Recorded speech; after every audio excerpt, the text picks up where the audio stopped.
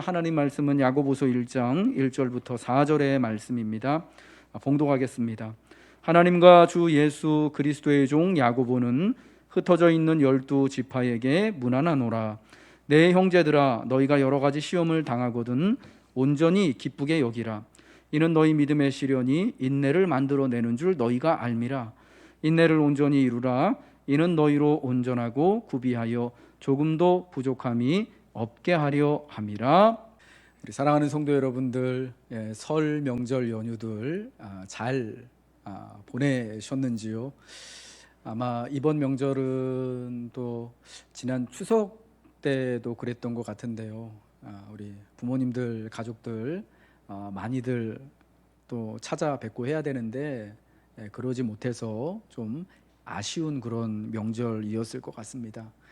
그러나 이제 올해 9월 명절 또 추석 명절 때는 또 우리 온 가족들이 다시금 또 성도들이 다시금 다 같이 모일 것을 기대하면서 또 우리 주어진 시간들을 살아갔으면 좋겠습니다. 저는 어제 그 5인 이상 직계 좀비속은 이제 내일부터 모이는 것을 이제 허용한다라는 이야기를 듣고요. 직계는 뭐고 반계는 뭔가 이런 게 너무 헷갈려가지고요. 사람들이 다 헷갈려 하더라고요.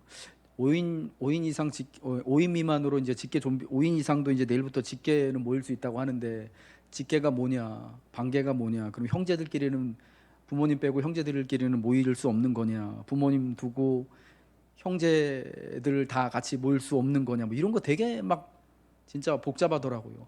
법을 따지면은 참 모이고 살아가기가 너무 힘들다라는 그런 생각들이 들었습니다. 우리가 참 모이는 것까지도 이렇게 또 법에 따라서 규제를 받고 분명히 이제 형제면 제일 가까운 사이인데 형제 사이는 반계이기 때문에 형제끼리는 가족끼리 모이면 안 되고 하는 이런 이야기들을 서로 할 때마다 좀 되게 좀 마음이 좀 아프다라는 생각이 들었습니다. 하나님께서 우리의 모든 아픔을 아시고 이러한 어려움들을 우리를 연단하시는 또 우리의 인생을 더욱더 건강하게 하시는 그런 계기로 삼아 주시기를 우리 함께 기도하면서 이 어려움의 때들을 잘 넘겨갔으면 좋겠습니다. 저는 오늘부터 시험을 넘어서는 지혜라는 큰 제목을 가지고 야고보서의 말씀을 여러분과 함께 나누길 원합니다.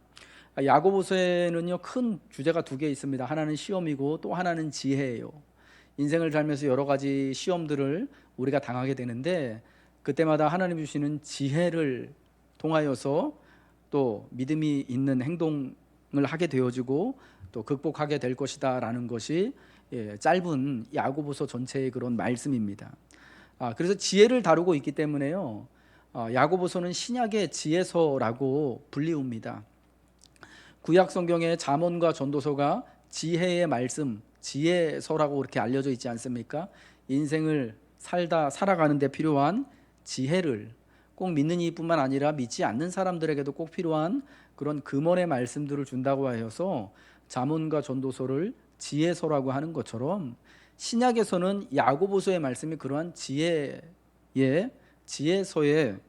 해당하는 부분을 담당하고 있다라는 것입니다. 이 신약의 지혜서라고 불리우는 야고보서는 주님의 형제였던 야고보 사도가 기록하였습니다. 저는 이 본문 1절을 보면서 과연 이 야고보 사도의 인생에 있어서 가장 큰 시험, 가장 큰 어려움은 무엇이었을까를 한번 생각해 보게 됩니다. 그것은 오늘 그가 본문 1절에서 말하는 것처럼 그 자신을 하나님과 주 예수 그리스도의 종 야고보라고 소개하는데 자신의 육신의 형님인 예수님을 그리스도로 하나님의 아들로 하나님으로 고백하는 것이 자신의 주인으로 고백하는 것이 가장 큰 시험거리였을 것이다 라는 생각이 들었습니다.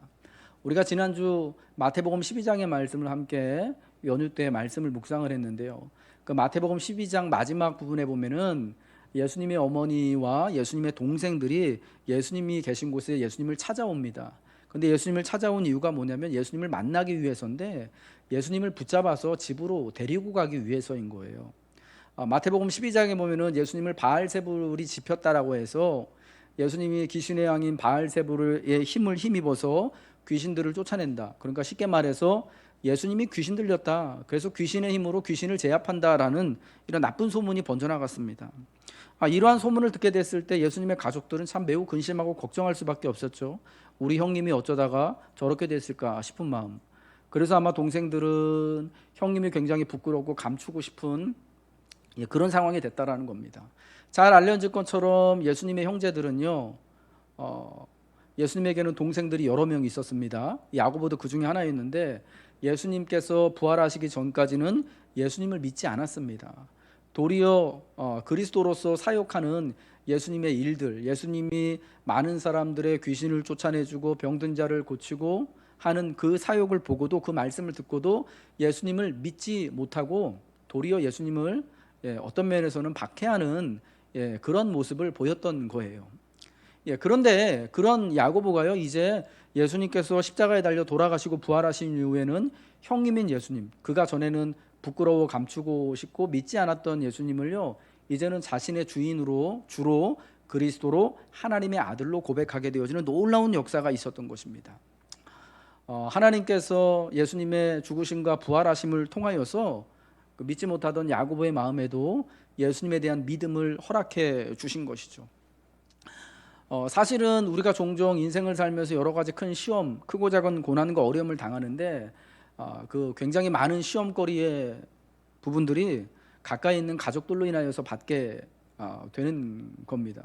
저도 참 그랬거든요. 제가 어린 시절에 유년기 때, 이제 소년기 때 처음 예수를 믿으면서 저희 돌아가신 아버님이나 지금 계시는 어머님도, 형제들은 다 예수를 믿지 않았기 때문에 그런 이제 신앙 때문에 오는 굉장히 큰 이제 그 어려움들이 항상 부딪히는 일들이 있었습니다. 그래서 부모님이 예수 믿는 친구들이 얼마나 부러웠는지 몰라요. 내가 나중에 결혼하여서 아이를 낳으면 우리 아이들은 내가 예수 믿기 때문에 얼마나 좋을까 싶은 그런 꿈과 기대와 환상이 있었습니다. 그런데 요즘에 저희 두 아이들을 보니까 오히려 부모가 예수 믿기 때문에 어떤 면에서는 아빠가 목사기 때문에 얘네들 신앙에, 얘네들 삶과 신앙에 오히려 더 큰 시험거리들이 있는 것이 아닌가 하는 것을 보게 됩니다. 야고보도 사실은 그러했던 거예요. 예수님이 형님이라면 얼마나 좋을까, 우리는 그렇게 생각하기가 쉽잖아요. 그런데 형님이 예수님이었기 때문에 사실은 믿음을 갖기가 더 어려웠고, 그로 인해서 오는 삶의 갈등들이 엄청 많았다라는 겁니다. 우리가 이해해야 되는 것은요, 야고보는요 경건한 유대인으로 태어났습니다. 하나님을 신실하게 섬기는 유대인의 한 사람이에요.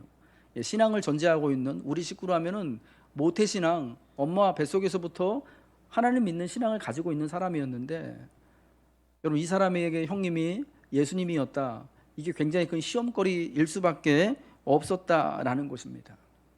그런데 그 시험을 야고보는 잘 통과하죠. 하나님의 은혜로. 그래서 예수님이 부활하신 이후에는 예수님을 자기의 형님이 아니라, 자기 인생의 걸림이나 시험거리가 아니라, 부끄러워서 감추고 싶은 가족이 아니라, 이제는 주로 그리스도로 자신은 예수님의 종으로 이렇게 고백을 하게 되는 것입니다. 하나님과 주 예수 그리스도의 종 야고보는 이라고 자신을 소개합니다. 그는 자신을, 야고보서를 기록하면서 흩어진 12지파, 흩어진 예수 믿는 성도들에게 이 편지를 쓰면서 자신을 소개하면서 나는 예수님의 형제입니다, 몇째 동생입니다 라고 소개하지 않아요. 겸손해서가 아닙니다. 이제 예수님을 이전과는 전혀 다르게 보기 때문입니다. 예수님이 돌아가시기 전에는 자기 형님이었지만, 그러나 부활하신 예수님은 이제 형님이 아니라 만왕의 왕으로서 그리스도로 하나님이 다시 그분을 살리심으로 인하여서 사망을 극복하신 하나님으로서 높임 받으셨던 것이죠. 그래서 자기 자신을 흩어져 있는 교인들에게 소개할 때 나는 주님의 종입니다, 하나님과 주 예수 그리스도의 종입니다 라고 소개하는 것입니다. 자신을 주의 형제라고 소개한다면 아마도 사람들이 그를 더욱 대단히 볼 것입니다. 여러분, 그건 너무나 당연하지 않습니까? 주님의 어머니이기 때문에 마리아가 여전히 지금도 많은 사람들에게 존중을 받고, 또 어떤 우리 또 카톨릭 같은 종파에서는 막달라 마리아 역시도, 죄송합니다, 막달라 마리아가 아니죠, 어머니 마리아 역시도 아드님처럼, 아들 예수님처럼 숭배의 대상으로까지 삼고 있지 않습니까? 그러나 교회 안에서 자기의 이 지위와 권세를 드러내고 더 든든하게 하기 위해서는 자신을 나는 예수님의 형제다, 가족이다라고 소개하는 것이 훨씬 좋았을지도 모르겠지만 그는 그러지 않고 자신을 그리스도의 종이라고 소개하는 거예요. 왜냐하면 이제부터는 예수님이 형님이 아니라 주님이며 그리스도이고 자신이 그분의 참 종이고 그분이 주인이기 때문에 라는 것을 정말 고백하고 있는 것이죠. 그러면서 또 믿는 자기가 사도로서 특별히 예루살렘 교회의 야고보 사도가 대표였거든요.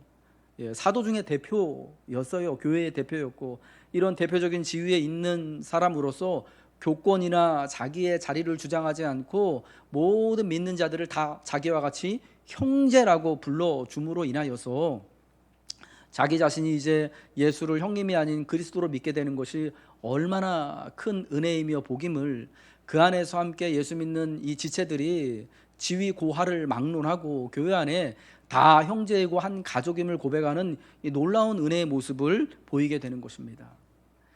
자신에게 닥친 가장 큰 인생의 시험거리를 극복하고 난 사람의 아주 은혜롭고 존귀한 모습을 야고보 사도는요, 사실은 야고보 1장 1절 하나님과 주 예수 그리스도의 종 야고보는 이라는 자신을 소개하는 것을 통하여서 우리에게 분명히 드러내 주는 것입니다. 야고보서 1장 처음을 통하여서 우리가 분명히 알게 되는 건 뭐냐면요, 시험이 없는 인생은 없다라는 겁니다. 모든 인생에는 다 인생의 시험과 고난이 굽이굽이 있다라는 것입니다. 최근에 일본의 한 그 대학에서요, 졸업을 앞둔 학생들에게 야단 맞는 법이라는 특강을 개설해서 강의를 했대요. 왜 야단 맞는 법을 졸업을 앞둔 학생들에게 이렇게 가르쳤냐면요, 일본이나 우리나라나 이 청년들이 취업하기가 너무 힘들잖아요. 하늘의 별 따기잖아요. 그런데 이렇게 어렵게 고생해가지고 좋은 회사에 취직해서 그 회사에 들어간 이 학생들이요, 1년이 못 돼서 다 회사를 그만두고 나오더라는 거예요. 그러니까 이유를 이렇게 보니까 회사에 가서 직장 상사들한테, 윗사람들한테, 자기 선배들한테 일 못한다고 좀 야단 맞고 쿠사리를 먹었어요. 근데 그게 너무 싫어가지고 기분 나쁘다고 견디기 어려워서 그 어렵게 들어갔던 회사를 1년도 안 돼서 퇴사하는 거예요. 우리나라도 대기업 퇴사율이요 10%가 넘어요. 1년 안에. 뭐 중소기업까지 확대하면은 10명 정도가 이렇게 취업을 하면요 1년 안에 4명 정도가 퇴사한대요. 그래서 각 기업들마다 신입사원 뽑는 게 문제가 아니라, 그러니까 요즘 뭐 회사가 또 자리가 없기 때문에 누구든지 다 들어오려고 하는 것 같지만 그 좋은 인재 뽑아놓은 그 사람들이, 어렵게 뽑아놓은 그 사람들이 회사 입장에서도 1년 안에 혹은 2년 안에 그만두지 않을까 노심초사하는 게 이게 사실은 모습이다라는 거예요. 왜 야단 맞는 거, 나의 결점이나 실수나 내가 잘못한 것을 맞이하는 거, 이게 너무 어려운 거예요. 다른 말로 하면은 내가 어려움 겪는 거, 내가 잘하면서 시험 당하고 고난 겪는 거에 대해서 직접적으로 이렇게 맞닥뜨리는 게 너무 힘들기 때문에 그만두고 포기하게 된다라는 것입니다. 그런데 여러분, 인생에서요 시험이 없을 수가 없거든요. 세상에서 가장 힘겨운 직업이 인간이다라는 말이 있습니다. 여러분, 세상에서 가장 힘겨운 직업이요 인간이래요. 그러니까 사람으로 살아가는 것 자체가 가장 힘겨운 거예요. 사람으로 사는 것 자체가 사실은 시험거리, 고난거리, 어려운 일들이 매 순간 일어날 수밖에 없는 것입니다. 그러니까 우리나라 뭐 제일 행복하고 좋아야 되는 가족들 1년에 한두 번씩 만나는 그 명절날도 식구마다 사실은 한 끼 먹고 두 끼 먹고 밥 먹는 것 때문에 싸우기도 하고 설거지하는 것 때문에 싸우기도 하고 서로 덕담하다가 싸우기도 하고 막 난리 나기도 하는 게, 여러분, 그게 인생이다라는 거예요. 그렇기 때문에 우리는요 먼저 우리 인생에 나는 이런 어려움을 한 번도 당하지 않고 나 지금까지 살아왔는데 내게 왜 이런 일이 당하는 거야? 내가 뭐 잘못한 게 있나? 난 한 번도 이런 어려움 당할 만한 일을 한 사람이 아닌데 라는 이런 마음을 버리고, 어차피 인생에는 디폴트 값으로, 기본 값으로, 초기 값으로 내가 태어나는 순간부터 시험거리가 항상 끊이지 않고 있을 수밖에 없다. 내가 인생을 잘 살건 못 살건, 내가 남이 볼 때 성공한 인생을 사는 것처럼 보이든 간에 혹은 믿음이 좋은 사람인 것처럼 보이건 간에 다 무조건 시험이 있다라는 것을 인정할 때에 시험을 잘 감당할 수 있는 은혜가 있다라는 거예요. 이것이 시험을 대하는 우리의 첫 번째 지혜가 된다라는 것이죠. 시험을 인정하는 것이요. 오늘 본문은 여러 가지 시험을 당하거든이라고 말씀하고 있습니다. 이 표현은요, 시험을 당할 때면 언제든지라고 읽을 수 있는 거예요. 시험은 가끔 찾아오는 손님 같은 존재가 아니에요. 어느 때든지 어디에서든지 누구에게든지 인생을 살아가는 사람들에게 가리지 않고 찾아옵니다. 시험은 질병, 파산, 전쟁, 실직, 갈등 등 다양한 외적인 고난의 형태로 오기도 하고요. 또한 성과 돈, 미움, 시기, 경쟁 등 내적인 유혹의 형태로 올 수도 있습니다. 빈곤과 실패의 경험일 수도 있고요. 번영과 성공의 형태일 수도 있습니다. 시험은 또한 우리의 우상이 될 만한 것들의 형태로 찾아오기도 합니다. 내게 우상이 될 만한 것들을 손쉽게 얻을 때 마냥 좋은 것이 아니라 시험이 되기도 하고요. 내가 하나님보다 조금 더 원하는 그것을 갖지 못했을 때 너무 이제 힘들고 하고 괴로워하는 것을 통하여서 이것이 내게 시험이 되기도 하는 것입니다. 특별히 야고보 사도는 우리에게 믿는 자들에게는요, 믿음의 시련이 있다라고 말씀하고 있습니다. 내 형제들아, 너희가 여러 가지 시험을 당하거든 온전히 기쁘게 여기라. 이는 너희 믿음의 시련이 시험을 당할 때면 언제든지, 그러니까 이거를 여러 가지 시험을 만나거든 믿음의 시련으로 여기라는 거예요. 시험을 당할 때면 언제든지 이게 믿는 사람에게는 다 믿음을 따라오는 믿음의 시련이다라는 겁니다. 그러니까 내가 예수 잘 믿기 때문에 시험이 나를 그냥 통과하고 시험이 나를 내가 시험에서 벗어나는 게 아니라, 사실은 너무나 예수를 잘 믿기 때문에 그런 시험들이 우리에게 더 자주 가까이 강하게 온다라는 것이죠. 최근 우리나라 고위공직자들 이제 이렇게 세워지는 장관이나 혹은 그러니까 이제 또 청와대에 이제 인사들이 이렇게 교체하고 할 때 청문회 하는 거 여러분 보시지 않습니까? 굉장히 날카롭게들 그 사람을 검증을 하잖아요. 그래서 과연 저런 검증 거치면 누가 과연 살아남을까 싶은 마음이 들기도 하지만, 그러나 저는 그러한 모습을 보면서 한 가지 깨닫는 건 뭐냐? 책임 있는 자리에 가기 위해서는, 남들이 다 선망하는 그런 자리에 가기 위해서는 사실은 무엇보다도 자기 자신과 가족들을 청렴하게 깨끗하게 준비를 해야 되는구나. 이렇듯 엄청난, 사실은 그 자리에 맞는, 남들이 다 원하고 선망하는 자리와 지위에 맞는 그 엄청난 그런 시험들이, 검증의 칼날들이 기다리고 있구나, 그건 당연한 거구나 라는 것을 보게 되는 거예요. 과거에는 사실 그런 일들이 거의 없지 않았습니까? 그냥 임명하면 그걸로 끝이었는데 이제는 그렇지 않거든요. 여러분, 그와 마찬가지처럼요, 우리가 사실은 이 세상에서 존귀한 하나님의 자녀로 선택을 받고 하나님의 자녀로 세워진 그 순간부터 우리는 검증의 칼날을 피할 수가 없는 거예요. 믿음의 시련을 피할 수가 없는 거예요. 예수를 믿기 때문에 받는 시험을 그래서 야고보 사도는요, 믿음의 시련이라고 부릅니다. 오늘 3절의 말씀이죠. 이 시련이라는 단어를 도키미온이라고 하는데요, 이 단어는 금을 정련하는 과정을 나타내는 겁니다. 그러니까 금을 만드는 과정을 시련, 도키미온이라고 하는데, 이거를 우리 성경에서는 시련으로 번역을 한 거예요. 그래서 이 시련을 연단으로 바꾸어도 좋고요. 그래서 여기에는 검증의 의미도 같이 들어가는 거예요. 그러니까 하나님이 시험을 허락하신 이유가 뭐냐? 우리의 믿음을 검증하기 위하여서 우리를 금을 재련하는 것처럼 잘 연단하여서 정금같이 나오도록 하기 위하여서 우리에게 믿음의 시련을 하나님이 허락하신다라는 겁니다. 성도의 믿음이 날이 지날수록 더욱 정금같이 되도록 믿음의 시련이 주어지는 거예요. 그래서 욥기 23장 10절에서 하나님으로 인하여서 커다란 믿음의 시련을 겪었던 욥, 그러나 그 시험의 목적과 이유를 전혀 알지 못했지만 그가 이렇게 고백하잖아요. 그러나 내가 가는 길을 오직 그가 아시나니, 나는 그 길을 모르지만, 내가 왜 시험을 받는지는 모르지만 오직 하나님은 아시는데, 그 하나님의 목적이 뭐냐? 나를 단련하신 후에는 내가 순금같이, 옛날 우리 개역성경에는 정금같이 되어 나오리라 한 것이 믿음의 사람의 고백이었다라는 거예요. 여러분, 이것이 오늘 우리의 고백이 되어져야 할 줄로 믿습니다. 우리 사랑하는 성도 여러분, 크고 작은 믿음의 시련을, 여러분의 믿음으로 인하여서 이 시련의 때, 시험의 때를 만나고 계시는 줄로 믿습니다. 알고 있습니다. 여러분, 이 과정이 하나님이 우리를 도키미온하시는, 우리를 정금과 같이 재련하시고 또 연단하시는 과정임을 믿으시기 바랍니다. 우리의 믿음을 검증하셔서 정금같이 만드시기 위하여서 우리를 재련하시고 우리를 강하게 하심을 기억하시고, 이때를 여러분 정금같이 되기 위하여서 잘 견뎌내시길 주님의 이름으로 축복합니다. 시험을 대하는 태도는 온전히 기쁘게 여기라 라고 말씀을 하고 있습니다. 오늘 2절 말씀을 같이 한번 읽겠습니다. 화면에 띄워주시고요. 시작. 내 형제들아, 너희가 여러 가지 시험을 당하거든 온전히 기쁘게 여기라.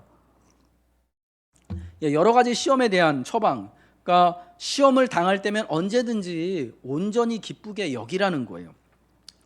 광야에서 40년간 방황했던 이스라엘 백성의 예를 통해 볼 수 있듯이 시험은 우리를 불평으로 이끌 수도 있습니다. 불평하다가 그 세대가 다 그 광야에서 다 쓰러져서 사라지지 않았습니까? 그러나 또한 이 시험은요, 우리를 온전한 기쁨으로 이끌 수도 있다라는 것이 야고보서가 우리에게 전하는 하나님의 지혜라는 것입니다. 시험이 반드시 나쁜 것만은 아니기 때문입니다. 학교에서 학생들을 시험하는 이유가, 항상 학기마다 시험이 있는 이유가요, 못하는 아이들 벌 주고 또 진급 안 시키려고 시험이 있는 게 아니라 그동안 배운 그 과정을 이 아이들이 잘 이해하고 있는지를 테스트, 확인하기 위하여서, 그래서 시험을 잘 통과하면 윗 학년으로 올려주기 위하여서, 윗 학교로 진학시키기 위하여서 이 시험이 있다라는 거예요.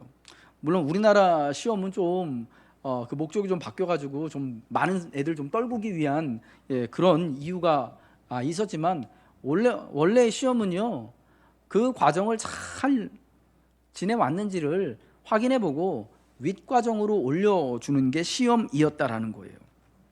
그러니까 시험이 여러분 나쁜 게 아니라 사실은 우리의 성장을 위한 필수 관문이다라는 거죠. 시험으로 인해 인생이 사실은 크게 무너질 수 있는 것이 사실입니다.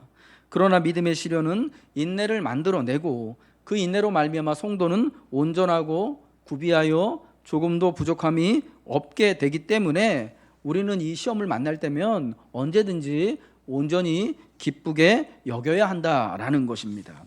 여기다라는 말을 통해서요, 시험을 이기는 방법이 생각하는 것, 재해석하는 것에 있다라는 것을 깨닫게 됩니다. 여기다라는 것이 그렇게 생각하십시오, 그렇게 재해석하십시오, 온전히 기쁜 것으로 생각하세요. 시험이 나쁜 게 아니라 온전히 기쁜 것으로 재해석하세요. 당신을 정금과 같이 연단하기 위한 하나님의 위장된 축복으로 여기세요 라고 말씀하는 거예요. 여기서 온전히 기쁘게 여기라는 거에서 시험이 이 기쁨이라고 하는데요, 기쁨이 단지 감정만을 의미하지 않는 이유가, 그 기쁨이 기쁨으로 여겨야 하는 사유의 결과, 생각의 결과이기 때문입니다. 제가 누차 말씀드렸던 것처럼 인생의 스토리텔링 과정이 거기 있기 때문에 기쁨이 단지 감정만이 아니라 다시금 재해석하는 사고의 결과물이다라는 거예요. 내가 그렇게 사고하는 대로 기쁨이 일어나고, 내가 그렇게 해석하는 대로 하나님의 기쁨이, 인생의 기쁨을 누릴 수 있게 되는 겁니다. 이 생각의 전환, 같은 사건을 보고 다르게 해석하고 생각할 줄 아는 능력, 혹은 묵상이 고난의 시험이든 유혹의 시험이든 모든 시험을 이기는 방법이라는 거예요. 그러니까 자신에게 닥쳐온 시험에 대해 구태의연한 정의나 타인의 해석을 그냥 받아들이지 말고, 내가 주체가 되어서 믿음을 따라 그 시험을 해석하고 평가할 때 우리가 이 시험을 온전히 기쁘게 여길 수 있고, 시험을 통하여서 정금과 같이 내가 연단되어진다라는 것입니다. 여러분, 성경은 이러한 아주 구체적인 예로 두 사람을 우리에게 소개해주고 있는데요, 그 첫 번째가 욥이었고요, 또 한 사람이 사사시대에 그 룻기에 나오는 룻의 시어머니였던 나오미라고 하는 한 여인이었다라는 겁니다. 욥의 친구들이 욥이 고난 당하고 혼자 남게 되어진 것을 보고 찾아와서 그를 위로하고자 왔죠. 그런데 그 욥의 그 모든 상황을 보고 나서 욥의 친구들이 욥을 정죄하잖아요. 내가 이렇게 그 많은 재산을 잃고 생떼 같은 자식들을 잃고 이렇게 혼자 남아서 지금 온몸에 욕창이 나서 고생하는 것은 분명히 알지 못하지만 하나님 앞에 네가 커다란 죄를 졌기 때문에 그런 거다. 그러니까 이제 그 죄를 회개하고 용서를 구하면 하나님이 널 다시금 원래 있던 자리로 회복시켜 주실 것이다라고 욥의 친구들이요, 욥이 당한 고난을 인과론적인 관점에서 해석했어요. 정의했어요. 그건 굉장히 구태의연한 것이었고 타인에 의하여서 욥의 고난이 해석된 것이었습니다. 그런데 욥은 그런 친구들의 해석과 정의를 받아들이지 않죠.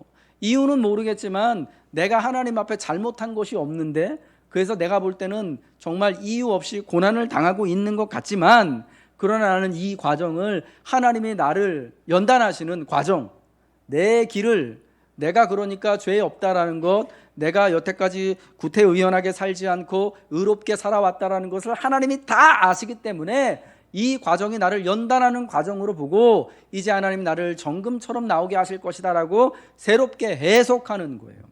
여러분, 욥은 이러한 해석을 통하여서 그 친구들보다 의롭다라는 평가를 하나님께 받게 되는 것이었죠. 룻의 시어머니였던 나오미 역시 마찬가지입니다. 우리 룻기 1장 20절부터 21절 말씀 같이 한번 읽겠습니다. 시작.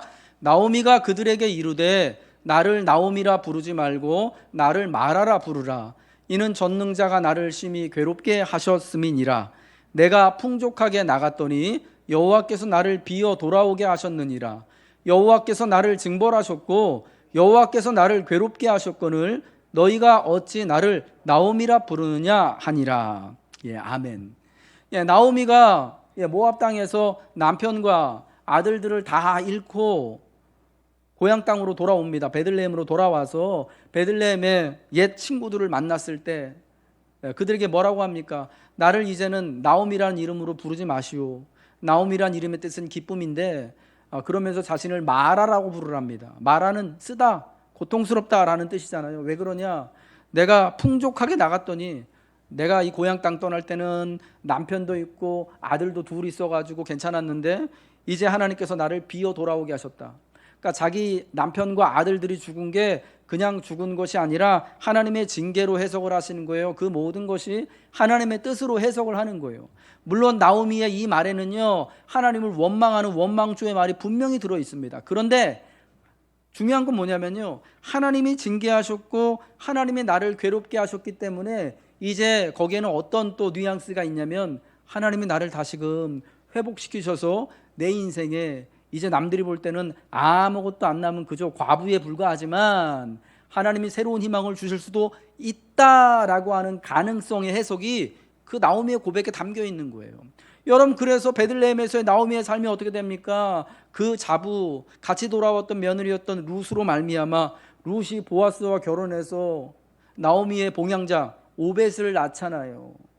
여러분, 그래서 나중에 오벳이 태어났을 때 베들레헴 여인들이 이 아이의 출생을 어떻게 고백합니까? 야, 하나님을 우리 같이 찬송하자. 여호와께서 오늘 나오미에게 기업 물을 자를 주셨다.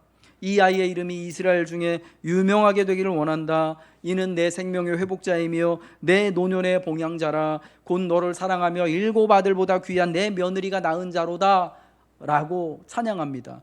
이것도 여러분 나오미가 아들을 얻은 것에 대하여서 룻이 낳은 그 아들에 대하여서 베들레헴 여인들이 찬양하면서 그 일을 해석한 거거든요. 사실 어찌 보면은 그냥 어느 가정에 아이가 하나 태어난 거예요. 물론 사연이 있는 가정이지만 여러분, 아들 하나 태어난 게 뭐 그렇게 대단한 일입니까? 그렇죠? 오늘날도 얼마나 많은 사람들이 나고 죽고 합니까? 사실 너무나 평범하고 일상적인 일이에요. 그러나 그 일을 그냥 일상적으로 보지 않는 거예요. 하나님이 나오미를 다시금 나오미가 나오미 되도록 부르신 것으로 하나님께서 이 아이를 통하여서 나오미의 집안을 다시금 일으키고 나오미에게 봉양자가 있게 하기를, 이 아이를 통하여서 정말 이 룻과 보아스가 복되기를 바라는 여러분 그 해석과 고백이 담겨져 있기 때문에 이 룻기가 너무나 아름답고 근사한 거죠. 여러분, 이와 같이 우리가 여러 가지 시험을 인생을 살아가며 만날 때, 특별히 오늘 같은 코로나와 위기와 어려움들을 만나서 우리 직장도 어렵고 교회도 어렵고 내 개인적인 삶도 힘들고 괴롭고 가정에서도 막 아이들하고 막 어디 나가지도 못하고 부대끼고 힘들고 어려운 형편에 있을 때 하나님이 주시는 지혜로 말미암아 믿음의 렌즈를 가지고 이 모든 상황을 우리가 다시금 재해석하자라는 것이죠. 욥처럼 우리가 그 이유는 알지 못하지만 우리가 가는 길을 오직 하나님은 아시기 때문에 하나님이 지금 우리를 정금처럼 단련하시는 거야. 하나님 지금 이 과정을 통하여서 정말 믿음 있는 신실한 알곡들을 교회에 남기시는 거야. 하나님이 이 과정을 통하여서 우리 가정을 더욱 든실하게 하나님께서 또 붙드시는 거야. 일용할 양식이 오직 하나님을 통하여서만 주어져서 내 인생의 유일한 목자가 오직 하나님이심을 배우게 하시는 거야 라고 우리가 여기고 고백하는 것을 통하여서 우리는 여러 가지 시험을 이겨내며 시험을 당당히 통과한 하나님의 복 있는 자녀의 모습이 된다라는 것입니다. 이 시험을 통하여서 그렇다면 마지막으로 하나님이 보고자 하시는, 하나님이 허락하시는 시험의 궁극적인 목적이 뭐냐? 오늘 4절에 나와 있죠. 인내를 온전히 이루어서 하나님 앞에 온전히 부족함이 없는, 온전하여 구비하여 조금도 부족함이 없는 자가 되도록 하는 것이 시험의 궁극적인 목표라는 겁니다. 믿는 이들에게 당한 믿음의 시련은 인내를 만들어내죠. 이것은요, 없던 인내가 생기는 것이 아니라요, 인내가 없이는 처음부터 믿음의 시련도 없겠죠. 목표하는 바를 끝까지 이루다라는 의미인 거예요.